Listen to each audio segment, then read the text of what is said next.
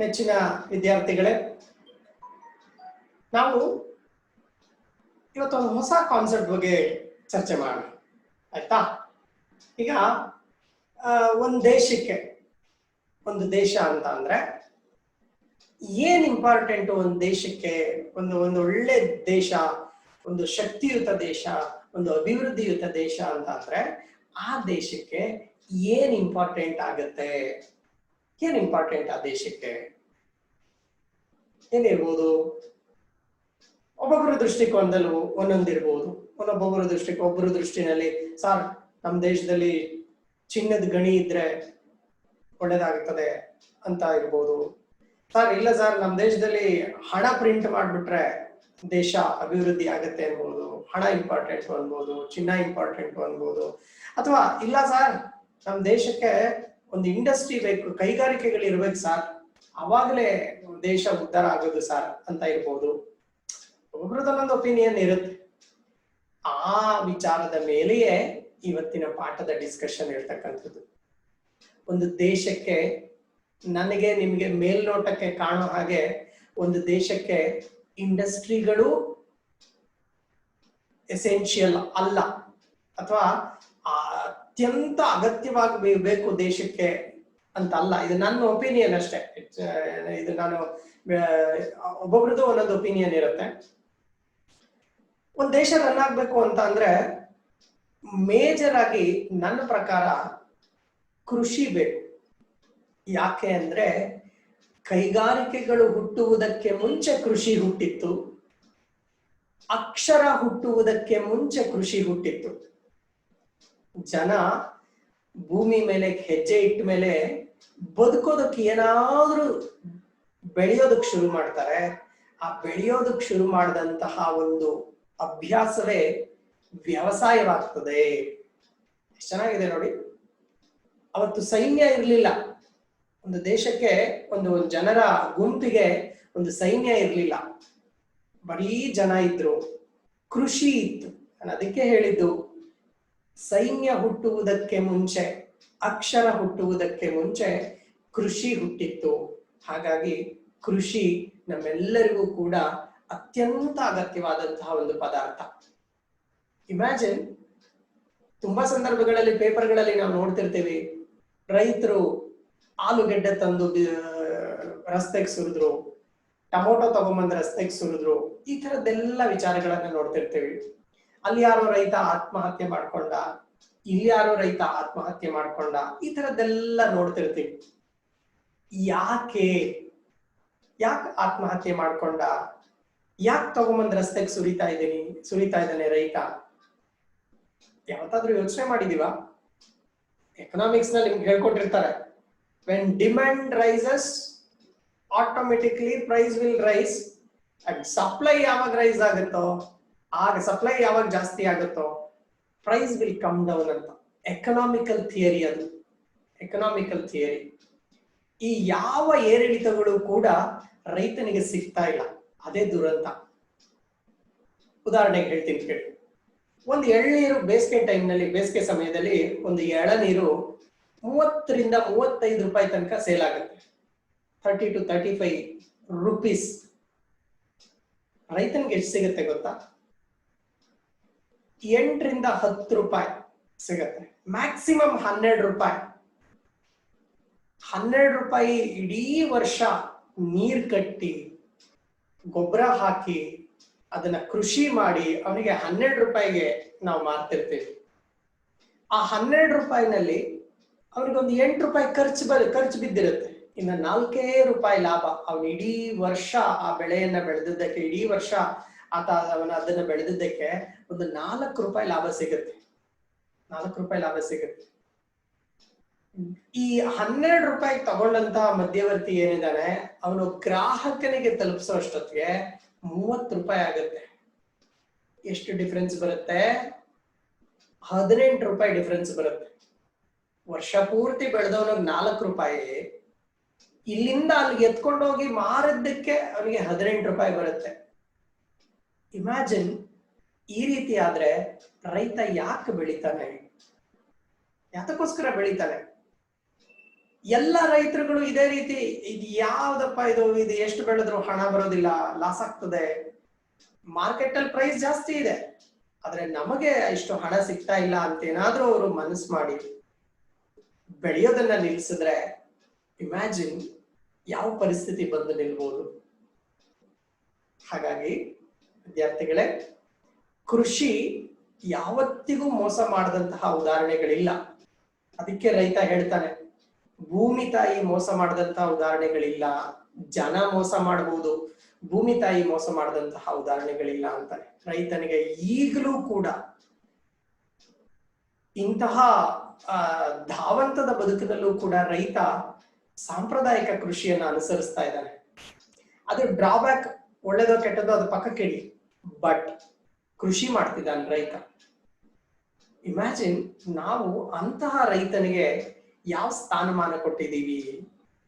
ಈ ಡಿಸ್ಕಷನ್ನೇ ನಿಮ್ಗೆ ಈ ಪಾಠ. ಶ್ರೀ ಪಂಡಿತಾರಾಧ್ಯ ಶಿವಾಚಾರ್ಯ ಸ್ವಾಮಿಗಳು ಏನಿದ್ದಾರೆ, ಈ ಡಿಸ್ಕಷನ್ ಅನ್ನ ಹೇಳೋದೇ ನಿಮ್ಗೆ ಅವರ ಈ ಪಾಠದ ಮುಖ್ಯ ಉದ್ದೇಶ. ಯಾರು ಇವರು ಶಿವಾಚಾರ್ಯರು ಅಂತ ತಿಳ್ಕೊಂಡು ನಾವು ಮುಂದಿನ ವಿಭಾಗಕ್ಕೆ ಹೋಗೋಣ. ಇವ್ರ ಪರಿಚಯ ಮಾಡ್ಕೊಳ್ಳೋಣ, ಲೇಖಕರ ಪರಿಚಯವನ್ನ. ಲೇಖಕರ ಪರಿಚಯ ಹೀಗಿದೆ. ಪಂಡಿತಾರಾಧ್ಯ ಶಿವಾಚಾರ್ಯ ಸ್ವಾಮಿಗಳು 1915 ಹಾವೇರಿ ಜಿಲ್ಲೆ ರಾಣಿಬೆನ್ನೂರು ತಾಲೂಕು ಹೆಡಿಯಾಲ ಗ್ರಾಮದವರು.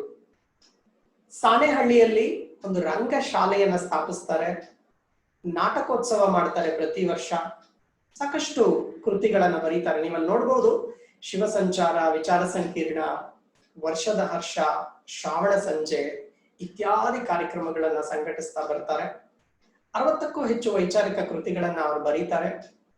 ಜೀವನ ದರ್ಶನ, ಕೈದೀವಿಗೆ, ಹುಟ್ಟು ಸಾವುಗಳ ಮಧ್ಯೆ, ಸಮಾಧಿಯ ಮೇಲೆ, ಕಾಯಕ ದಾಸೋಹ, ಪ್ರಳಯ, ಮುಂದೇನು, ಸುಖ ಎಲ್ಲಿದೆ, ಸಾಕಷ್ಟು ಕೃತಿಗಳನ್ನ ಅವರ ಒಂದು ಜ್ಞಾನ ಸಂಪನ್ನತೆಯಲ್ಲಿ ನಾವು ಕಾಣಬಹುದು. ಇವರಿಗೆ ಹಲವಾರು ಪ್ರಶಸ್ತಿಗಳು ಕೂಡ ಸಿಕ್ಕಿದೆ. ನಾಟಕ ಅಕಾಡೆಮಿಯ ಗೌರವ ಫೆಲೋಶಿಪ್ ಇವರಿಗೆ ಸಿಕ್ಕಿದೆ. ಕರ್ನಾಟಕ ರಾಜ್ಯ ಸರ್ಕಾರದ ರಾಜ್ಯೋತ್ಸವ ಪ್ರಶಸ್ತಿ ಇವರಿಗೆ ಸಿಕ್ಕಿದೆ. ಕುವೆಂಪು ವಿಶ್ವವಿದ್ಯಾಲಯದಿಂದ ಗೌರವ ಡಾಕ್ಟರೇಟ್ ಪ್ರಶಸ್ತಿ ಇವರು ಪಡ್ಕೊಳ್ತಾರೆ. ಅಂತಾರಾಷ್ಟ್ರೀಯ ರೋಟರಿ ಸಂಸ್ಥೆಯ ಪಾಲ್ ಹ್ಯಾರಿಸ್ ಪ್ರಶಸ್ತಿ ಕೂಡ ಇವರಿಗೆ ಸಿಗುತ್ತೆ. ರಂಗ ಜಂಗಮ ಅಂತಾನೆ ಇವರು ಖ್ಯಾತರಾಗ್ತಾರೆ. ಪಂಡಿತಾರಾಧ್ಯ ಶಿವಾಚಾರ್ಯ ಸ್ವಾಮಿಗಳನ್ನ ರಂಗ ಜಂಗಮರು ಅಂತ ಕರಿತೀವಿ, ಕಾರಣ ನಾಟಕದಲ್ಲಿ ಹೆಚ್ಚು ಕೆಲಸ ಮಾಡ್ತಾರೆ. ಪ್ರಸ್ತುತ ಅವರ ಈ ಲೇಖನವನ್ನ, ಹಸಿ ಲೇಖನವನ್ನ ಅವರ ವ್ಯಕ್ತಿತ್ವ ಅಂತಕ್ಕಂತಹ ಒಂದು ಕೃತಿಯಿಂದ ಆಯ್ಕೆ ಮಾಡ್ಕೊಂಡಿದೀವಿ. ವ್ಯಕ್ತಿತ್ವ ಈ ಪಾಠದ ಆಯ್ದ ಭಾಗ. ಇದು ಶ್ರೀಯುತರ ಪರಿಚಯ. ಪಂಡಿತಾರಾಧ್ಯ ಶಿವಾಚಾರ್ಯ ಸ್ವಾಮಿಗಳು ಪ್ರವೇಶ ಏನ್ ಹೇಳ್ತಾರೆ ನೋಡಿ. ಭಾರತ ಕೃಷಿ ಪ್ರಧಾನ ರಾಷ್ಟ್ರ, ರೈತ ದೇಶದ ಬೆನ್ನೆಲುಬು, ಹಳ್ಳಿಗಳ ಅಭಿವೃದ್ಧಿಯೇ ದೇಶದ ಅಭಿವೃದ್ಧಿ ಎಂದು ಮಹಾತ್ಮ ಗಾಂಧೀಜಿ ಹೇಳ್ತಾ ಇದ್ರು. ಆದ್ರೆ ಇಂದು ರೈತರ ಬದುಕು ಸಂಕಷ್ಟದ ಸ್ಥಿತಿಯಲ್ಲಿದೆ. ಕನಿಷ್ಠ ಸುಖದ ಬದುಕು ಸಿಗದೆ ರೈತ ಆತ್ಮಹತ್ಯೆ ಮಾಡ್ಕೊಳ್ತಾ ಇದ್ದಾನೆ. ಅವನ ಗೋಳನ್ನ ಕೇಳುವವರಿಲ್ಲ. ಭಾರತದ ಅಭಿವೃದ್ಧಿಯ ಮೂಲ ಕೃಷಿ ಎಂಬುದನ್ನ ಮರಿಬಾರದು ನಾವು. ಭಾರತದಲ್ಲಿ ಕೃಷಿ ಚಟುವಟಿಕೆಗಳು ಕುಂಠಿತಗೊಂಡ್ರೆ ಕೃಷಿಯನ್ನು ಅವಲಂಬಿಸಿದ ಕೈಗಾರಿಕೆಗಳು ಸೊರಗಿ ಹೋಗುತ್ತವೆ ಎಂಬುದನ್ನ ನಾವು ಅರ್ಥ ಮಾಡಿಕೊಳ್ಳಬೇಕಾಗಿದೆ. ದೇಶಕ್ಕೆ ಕೃಷಿ ತುಂಬಾ ಪ್ರಮುಖವಾದಂತಹ ಒಂದು ಸೆಗ್ಮೆಂಟ್. ನಾವು ಕೃಷಿಯನ್ನ ದೇಶದ ಮೂಲ ಕಸುಬು ಅಂತ ಕರಿತೀವಿ. ರೈತನನ್ನ ದೇಶದ ಬೆನ್ನೆಲುಬು ಅಂತ ಕರಿತೀವಿ. ಕೃಷಿ ಕೇವಲ ಭೂಮಿಯಲ್ಲಿ ಬೆಳೆಯುವ ಬೆಳೆ ಮಾತ್ರ ಅಲ್ಲ, but also raw material for the industries. Some of the industries, food industries ತರದಂತವುಗಳು, ಕೆಲವು ಕೃಷಿ ಅವಲಂಬಿತ ಇಂಡಸ್ಟ್ರಿಗಳಿಗೆ ಇದು ಉಸಿರಿದ್ದಂಗೆ. ಕೃಷಿ ಸುಮ್ಮನೆ ಸೊಪ್ಪು ಬೆಳೆಯೋದು, ಹುಳ್ಳಿಕಾಯಿ ಬೆಳೆಯೋದು, ಕ್ಯಾರೆಟ್ ಬೆಳೆಯೋದು ಅಷ್ಟೇ ಅಲ್ಲ, ಅದು ಫೀಡ್ ಕೂಡ ಹೌದು. ಇಂಡಸ್ಟ್ರಿಗಳಿಗೆ ಫೀಡ್. ಇಂಡಸ್ಟ್ರಿಗಳು ಬದುಕಿದಾವೆ ಅಂತ ಅಂದ್ರೆ ಅದಕ್ಕೆ ಕೃಷಿ ಒನ್ ಆಫ್ ದ ರೀಸನ್ ಅಂತ ನಾವು ಹೇಳಬೇಕಾಗುತ್ತೆ. ಹಾಗಾಗಿ ಕೃಷಿಯ ಮಹತ್ವ ಬಹಳ ಹೆಚ್ಚಿದೆ ಅನ್ನೋದನ್ನ ಲೇಖಕರು ಇಲ್ಲಿ ಹೇಳ್ತಾ ಹೋಗ್ತಾ ಇದ್ದಾರೆ. ಆದ್ರೆ ಕೃಷಿಯನ್ನ ನಾವು ಅಚ್ಚುಕಟ್ಟಾಗಿ ನಡೆಸ್ಕೊಂಡಿಲ್ಲ ಅನ್ನೋದೇ ದುರಂತ. ಕೃಷಿಯನ್ನ ಅಚ್ಚುಕಟ್ಟಾಗಿ ನಡೆಸ್ಕೊಂಡಿಲ್ಲ, ಅನ್ಫಾರ್ಚುನೇಟ್ ಅದು. ಬಟ್ ಆದ್ರೂ ತಕ್ಕ ಮಟ್ಟಿಗೆ ಸಾಂಪ್ರದಾಯಿಕ ಕೃಷಿಯನ್ನ ಅನುಸರಿಸ್ತಕ್ಕಂಥ ರೈತ ತಕ್ಕ ಮಟ್ಟಿನ ಯಶಸ್ಸನ್ನ ಕಾಣ್ತಾನೆ. ನಾವು ಕೃಷಿಗೆ ಒಂದಷ್ಟು ಪ್ರೋತ್ಸಾಹವನ್ನ ಕೊಡ್ಬೇಕಾಗ್ತದೆ. ಇನ್ನು ದೇಶದ ಸಂರಕ್ಷಣೆಯಲ್ಲಿ ಸೈನಿಕರ ಪಾತ್ರ ಹಿರಿದಾಗ್ತದೆ. ವೈರಿಗಳ ದಾಳಿಗೆ ಧೃತಿಗೆಡದೆ ಹಗಲು ರಾತ್ರಿ ಗಡಿ ಕಾಯುವ ಯೋಧನ ಬಗ್ಗೆ ಅಪಾರವಾದಂತಹ ಅಭಿಮಾನ ನಮ್ಗಿರ್ಬೇಕಾಗತ್ತೆ. ಅಫ್ಕೋರ್ಸ್ ನಮ್ಗೆ ರೈತನ ಮೇಲೆ ಎಷ್ಟು ಅಭಿಮಾನ ಇದೆಯೋ, ರೈತನ ಮೇಲೆ ಎಷ್ಟು ಕಾಳಜಿ ನಾವು ವಹಿಸ್ಬೇಕೋ, ಅಷ್ಟೇ ಕಾಳಜಿಯನ್ನ ನಾವು ದೇಶ ಕಾಯ್ತಕ್ಕಂತಹ ರೈತನ ಮೇಲೆ ನಾವು ತೋರಿಸ್ಬೇಕಾಗತ್ತೆ. ದೇಶ ಕಾಯ್ತಕ್ಕಂತಹ ಯೋಧನ ಮೇಲೆ ನಾವು ತೋರಿಸ್ಬೇಕಾಗತ್ತೆ. ನೆನಪಿರ್ಲಿ, ರೈತ ದೇಶದ ಬೇರಾದರೆ ಯೋಧ ಆ ಗಿಡದ ರೆಂಬೆ ಕೊಂಬೆಗಳು. ಆ ರೆಂಬೆ ಕೊಂಬೆಗಳು ಪಕ್ಷಿಗಳಿಗೆ, ಕ್ರಿಮಿಕೀಟಗಳಿಗೆ, ಜೀರ್ಜಿಂಬೆಯಂತಹ ಒಂದಷ್ಟು ಜೀವ ರಾಶಿಗಳಿಗೆ ಆಶ್ರಯ ಕೊಡುತ್ತೆ. ಹಾಗೆ ಸೈನಿಕ ನಮ್ಮೆಲ್ರಿಗೂ ಆಶ್ರಯ ತರ ನಮ್ಮನ್ನ ಕಾವಲು ಕಾಯ್ತಾನೆ, ದೇಶನ ನೋಡ್ಕೊಳ್ತಾನೆ. ನಾವೆಲ್ಲ ನಮ್ಮ ಮನೆಗಳಲ್ಲಿ ಅಚ್ಚುಕಟ್ಟಾಗಿ ನಿದ್ದೆ ಮಾಡ್ಬೇಕು ಅಂತಂದ್ರೆ ಬಿಕಾಸ್ ಆಫ್ ದೇಶ ಕಾಯ್ತಕ್ಕಂತಹ ರೈತ, ಕ್ಷಮಿಸಿ, ದೇಶ ಕಾಯ್ತಕ್ಕಂತಹ ಯೋಧ. ಹಗಲು ರಾತ್ರಿ ಗಡಿ ಕಾಯ್ತಾನೆ. ಹಗಲು ಅನ್ನಲ್ಲ, ರಾತ್ರಿ ಅನ್ನಲ್ಲ, ಗಡಿ ಕಾಯ್ತಾನೆ. -ಡಿಗ್ರಿ ಚಳಿ ಇರುತ್ತೆ, 30-35 ಡಿಗ್ರಿ, 40 ಡಿಗ್ರಿ ಬಿಸಿಲಿನ ತಾಪದಲ್ಲಿ ಆತ ಕೆಲಸ ಮಾಡ್ಬೇಕಾಗತ್ತೆ. 40-45 ಹೆಚ್ಚು. ನನಗೆ ಅದರ ಮಾಹಿತಿ ಕಡಿಮೆ ಇರೋದ್ರಿಂದ ನಾನು ಬಿಸಿಲಿನ ತಾಪದ ವ್ಯತ್ಯಾಸ ಹೇಳಿರ್ಬೋದು. ಎನಿವೆ, ಸೊ ಹೀಗೆ ಯೋಧನ ಬಗ್ಗೆ ಅಪಾರವಾದಂತ ಅಭಿಮಾನ ನಮ್ಗಿರ್ಬೇಕಾಗತ್ತೆ. ಕೃಷಿ ಆಯ್ತು, ಯೋಧ ಆಯ್ತು. ಇನ್ನೊಂದು ಸೆಗ್ಮೆಂಟ್ ಇದೆ. ಒಂದು ದೇಶ ಅಚ್ಚುಕಟ್ಟಾಗಿ ಬೆಳಿಬೇಕು ಅಂತ ಅಂದ್ರೆ ಇನ್ನೊಂದು ಸೆಗ್ಮೆಂಟ್ ಇದೆ.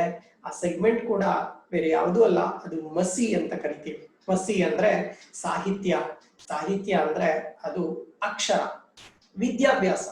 ಒಂದ್ ದೇಶಕ್ಕೆ ವಿದ್ಯಾಭ್ಯಾಸ ಕೂಡ ಇಂಪಾರ್ಟೆಂಟ್ ಆಗತ್ತೆ. ಗೊತ್ತಾಯ್ತಲ್ಲ, ಕೃಷಿ ತಾಯಿ ಬೇರಿದ್ದಂಗೆ, ರೆಂಬೆ ಕೊಂಬೆ ಈ ಯೋಧ ಮತ್ತು ಅಕ್ಷರ ಅನ್ನೋದನ್ನ ನಾವು ಇಲ್ಲಿ ನೆನಪು ಮಾಡ್ಕೊಳ್ಬೇಕಾಗತ್ತೆ. ಇದು ನನ್ನ ಒಪಿನಿಯನ್. ಕೆಲವರಿಗೆ ಬೇರೆ ಯೋಧ ಅಂತ ಅವರು ವಾದ ಮಾಡ್ಬೋದು ಅಥವಾ ಅವ್ರು ಅಂದ್ಕೊಂಡಿರ್ಬೋದು. ನನ್ನ ಪ್ರಕಾರ ಕೃಷಿ ಒಂದು ದೇಶದ ಬೆನ್ನೆಲುಬು. ಯಾಕಂದ್ರೆ ಅನ್ನ ಮೂಲ ನಮಗೆ ಅಗತ್ಯ.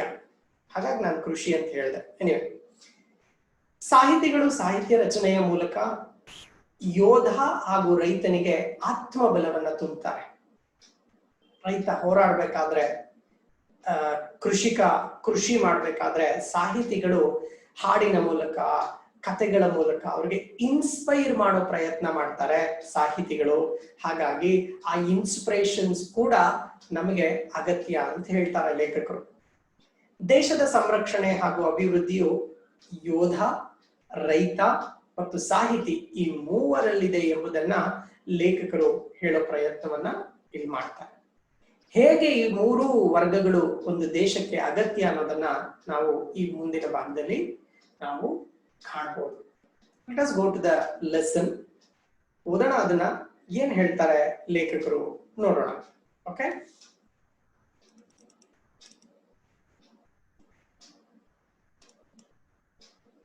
ದೇಶದ ಪ್ರಗತಿ, ಜನರ ಉದ್ಧಾರ ಯಾವುದನ್ನು ಅವಲಂಬಿಸಿದೆ ಎನ್ನುವ ಪ್ರಶ್ನೆಗೆ ಒಬ್ಬೊಬ್ಬರು ಒಂದೊಂದು ರೀತಿಯ ಉತ್ತರ ನೀಡಬಹುದು.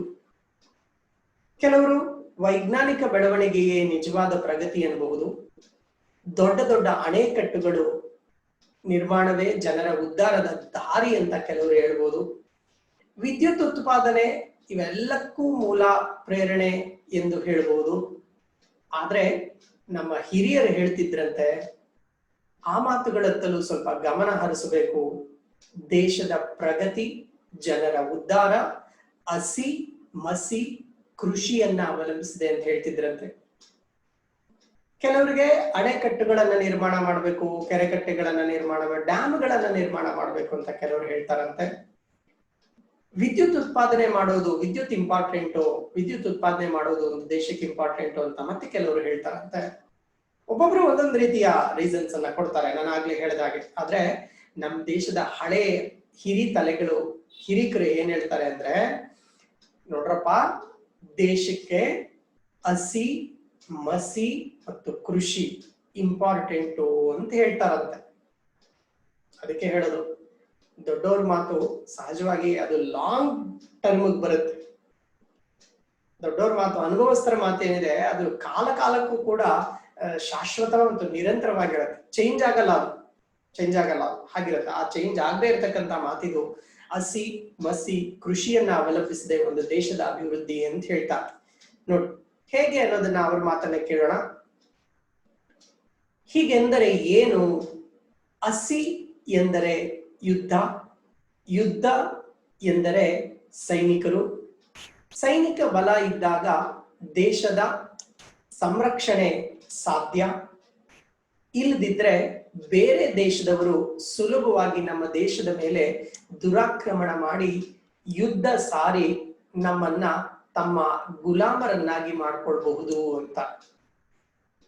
ಹಸಿ ಅಂತ ಅಂದ್ರೆ ಯುದ್ಧ, ನಾನು ಆಗ್ಲೇ ಹೇಳಿದಾಗೆ. ಮಸಿ ಅಂತ ಅಂದ್ರೆ ಸಾಹಿತ್ಯ, ಅಗೇನ್ ಕೃಷಿ, ನಿಮ್ಗೆ ಗೊತ್ತು, ವ್ಯವಸಾಯ.